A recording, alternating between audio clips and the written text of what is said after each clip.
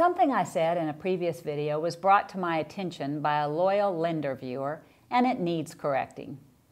When speaking of the new change to the property approval section of the third-party financing addendum, I made a blanket statement that said, lenders don't pay attention to the contract.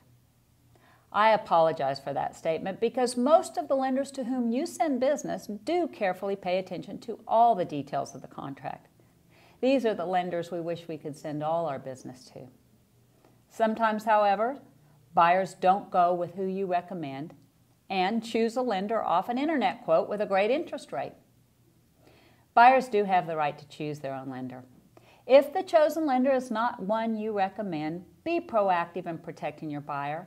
Remind the lender of the change with regard to property approval.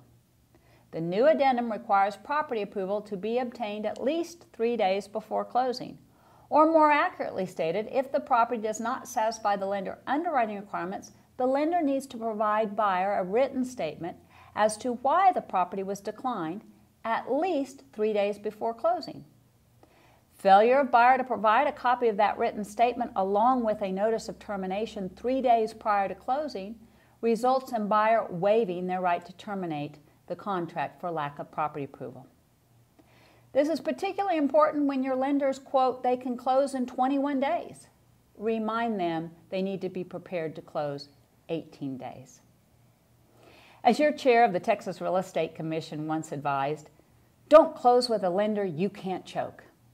She really wasn't telling anyone to choke the lender.